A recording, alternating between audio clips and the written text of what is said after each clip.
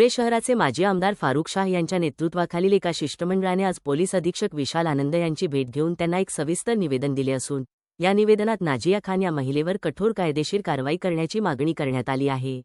दिलेल्या निवेदनानुसार नाजिया खान यांनी विविध सार्वजनिक कार्यक्रम आणि सोशल मीडियाच्या माध्यमातून मुस्लिम धर्माचे प्रेषित मोहम्मद पैगंबर साहेब यांच्याबाबत कथितरित्या आक्षेपार्ह आणि अवमानकारक वक्तव्ये केल्याचा आरोप करण्यात आला आहे।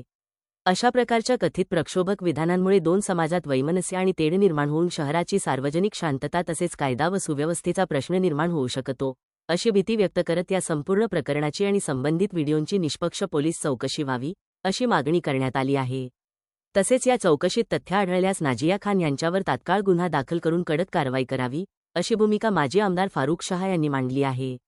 हे निवेदन देताना त्यांच्यासोबत नगरसेवक मतीन पठाण, सादिक शेख, तौफिक खाटिक, रफिक हाजी, इरफान अन्सारी, रफिक शाह, डॉक्टर सरफराज अन्सारी, शहबाज शाह, समीन खान, आसिफ पोपट, कलीम समसुद्दीन, रईस मंसूरी, अकील अन्सारी, फिरोज शाह, नदीम अन्सारी, सोहेल काझी, गोलू शाह, कादिर अन्सारी यांच्यासह आदी उपस्थित होते। व प्रमुख कार्यकर्त्यांना घेऊन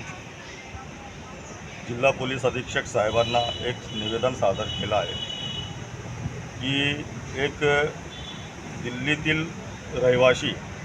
एका डुकरीनीने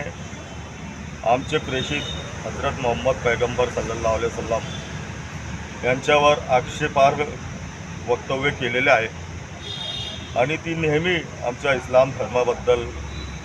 आक्षेपार्ह वक्तव्य करत असते। तर आम्ही SP साहेबांना निवेदन दिलं आहे की तिच्यावर गुन्हा दाखल होऊन कायदेशीर कारवाई करण्यात यावी